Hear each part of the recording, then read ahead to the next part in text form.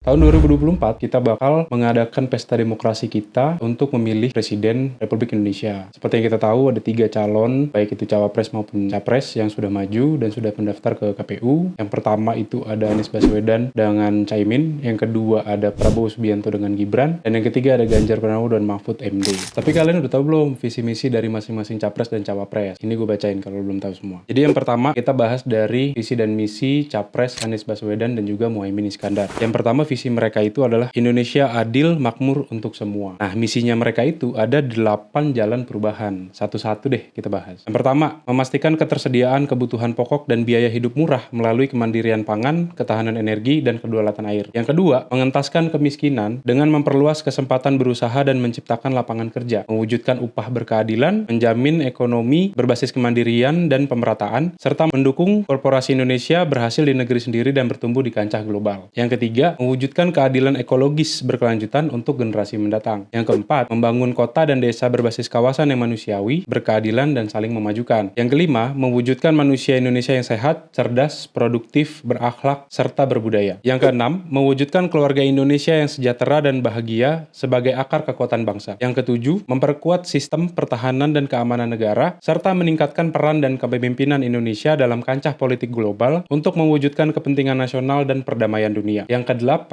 memulihkan kualitas demokrasi, menegakkan hukum dan HAM, memberantas korupsi tanpa tebang pilih, serta menyelenggarakan pemerintahan yang berpihak kepada rakyat. Nah, selanjutnya, gue coba bakal bacain visi misi dari Prabowo Subianto dan juga Gibran Rakabuming Raka. Jadi visinya mereka itu, bersama Indonesia Maju menuju Indonesia Emas 2045. Misinya ada di Astacita. Nah, poinnya itu ada di 8 poin. Gue bacain satu-satu ya. Yang pertama, memperkokoh ideologi Pancasila, demokrasi, dan hak asasi manusia. Yang kedua, memantapkan sistem pertahanan keamanan negara dan mendorong kemandirian bangsa melalui swasembada pangan, energi, air, ekonomi kreatif, ekonomi hijau, dan ekonomi biru. Yang ketiga, meningkatkan lapangan kerja yang berkualitas, mendorong kewirausahaan, mengembangkan industri kreatif, dan melanjutkan pengembangan infrastruktur. Yang keempat, memperkuat pembangunan sumber daya manusia, sains, teknologi, pendidikan, kesehatan, prestasi olahraga, kesetaraan gender, serta penguatan peran perempuan, pemuda, dan penyandang disabilitas. Yang kelima, melanjutkan hilirisasi, industrialisasi untuk meningkatkan nilai tambah di dalam negeri. Yang keenam, membangun dari desa dan dari bawah untuk pemerataan ekonomi dan pemberantasan kemiskinan. Yang ketujuh,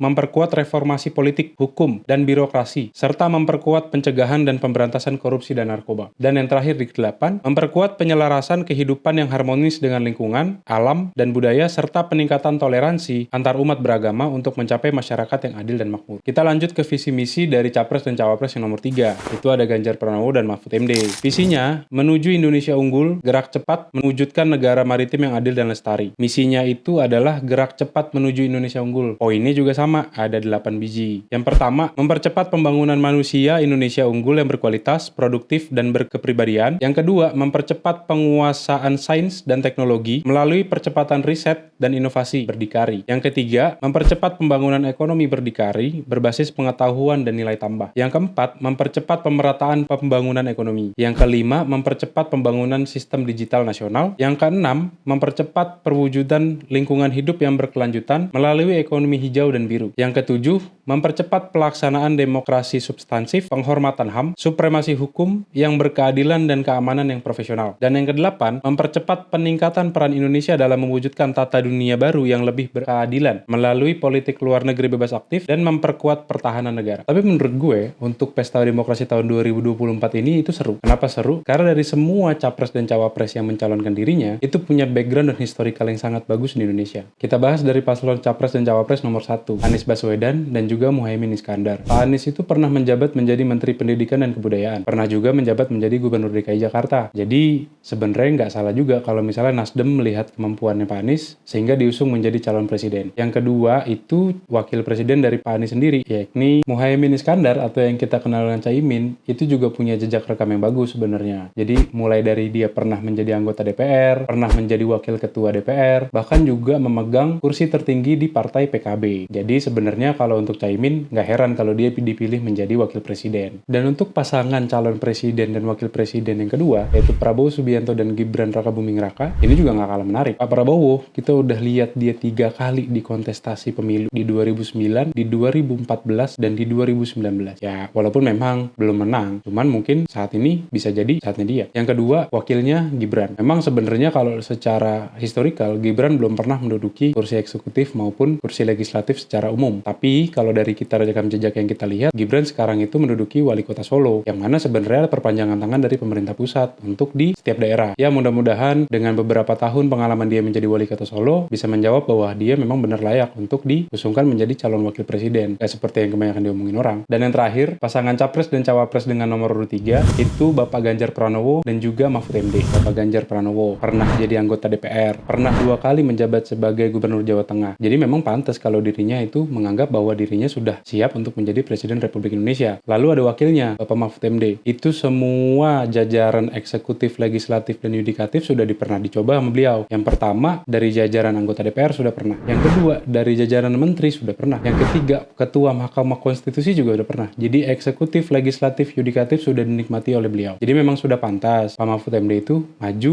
menjadi calon wakil presiden dari Bapak Ganjar Pranowo. Nah, setelah kita bahas semua visi dan misi masing-masing capres dan cawapres, gue balikin ke kalian nih, gue tanya. Kira-kira siapa yang paling baik untuk memimpin Indonesia tahun 2024 sampai 2029. Kemarin, tanggal 12 Desember 2023, ketiga capres kita udah mulai debat pertamanya. Lu tahu nggak, masih ada 4 agenda lagi ke depannya untuk debat capres dan cawapres. Karena berdasarkan Undang-Undang Nomor 7 Tahun 2017 tentang Pemilu, junto Peraturan KPU Nomor 15 Tahun 2023, debat capres dan cawapres itu dilangsungkan 5 kali. 3 itu untuk calon presiden, dan 2-nya itu untuk calon wakil presiden. Dan masing-masing debat capres dan cawapres itu punya temanya masing-masing yang ditentukan oleh KPU. Nah, kemarin di debat yang pertama, tema yang diusung itu tentang pemerintahan, hukum, HAM, pemberantasan korupsi, penguatan demokrasi, peningkatan layanan publik, dan juga kerukunan warga. Setelah gue tonton hasil dari debat pertama, gue punya beberapa notes yang bisa gue share ke kalian. Yang pertama, di segmen awal debat, masing-masing capres itu dipersilakan untuk menyampaikan visi dan misi mereka masing-masing. Tapi kalau menurut gue, karena memang waktunya yang cenderung sempit, jadinya mereka kurang konkret sih untuk menyampaikan visi dan misi mereka. Yang kedua, saat masing-masing capres itu dipersilakan untuk melakukan tanya jawab, ini baru mulai seru. Dari awal yang Ganjar menyerang Prabowo dengan kasus HAM. Izinkan saya harus membaca data untuk mengingatkan.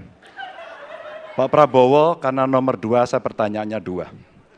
Ada 12 kasus pelanggaran HAM berat yang sudah dikeluarkan mulai dari peristiwa 65, penembakan misterius, Talang Sari, penghilangan paksa, sampai Wamena. Dari Ganjar menyerang Anies dengan kasus IKN. Mas Anies, dengan berbagai kondisi yang ada di Jakarta, traffic jam, orang bermigrasi, bagaimana polusi yang terjadi. Saya pengen dapat statement yang clear dari Mas Anies. Apa pendapat Mas Anies ketika kemudian Indonesia sentris itu ingin dibangun, mimpi besar anak bangsa sejak presiden sebelumnya ingin dibangun untuk memindahkan ibu kota dari Jakarta ke IKN. Silakan. Dan juga dari Anies dan Prabowo yang saling menyerang tentang demokrasi dan juga oposisi. Mas Anies.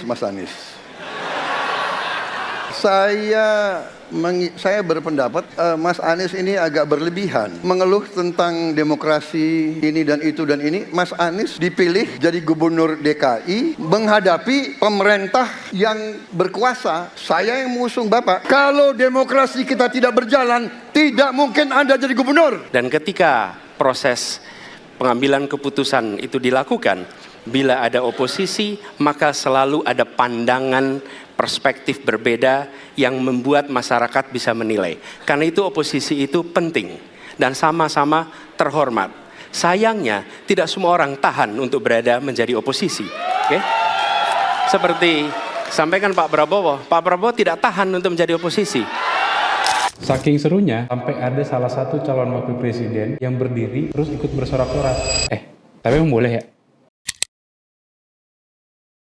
Tapi sebenarnya kalau dari pendapat gue sendiri, setelah menonton hasil dari debat pertama, gue agak kecewa sebenarnya sih sama jawaban-jawaban dari para capres. Gue rasa sebenarnya mereka punya kapasitas yang lebih untuk menjawab itu. Cuman balik lagi, memang mungkin keterbatasan waktu. Dari Prabowo yang terlihat emosi, dari Ganjar yang terlihat cari aman, dari Anies yang terlihat retorika. Ya mudah-mudahan sebenarnya semuanya mengerti apa yang ditanyakan masing-masing. Cuman gue harap baik itu dari KPU maupun dari segala macam penyelenggara acara bisa lihat sih bahwa sebenarnya kayaknya waktunya perlu diperpanjang deh. Untuk selanjutnya, di acara debat yang kedua antara cawapres, gue juga berharap sebenarnya mereka mempunyai waktu yang cukup untuk saling menjawab pertanyaan satu sama lain. Apalagi pada saat debat yang kedua nanti, tema yang diusung itu adalah ekonomi, baik itu ekonomi kerakyatan maupun ekonomi digital, keuangan, investasi, perpajakan, perdagangan, pengelolaan APBN, APBD, infrastruktur, dan juga perkotaan. Sebenarnya masing-masing cawapres itu punya kapasitas untuk tema ini. Apalagi memang dengan background dan histori mereka yang masing-masing, kalau gue rasa mereka semua pernah berbisnis sih. Semuanya ya.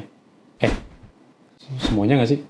Kesimpulannya, apalagi setelah menonton debat pertama yang kemarin, sebenarnya nggak menjadikan kita yakin untuk milih siapa, tapi menjadikan kita yakin untuk tidak memilih siapa. Jadi, kalau kalian masih bingung untuk memilih siapa yang akan memimpin Indonesia tahun 2024, nantiin aja debat capres dan cawapres selanjutnya.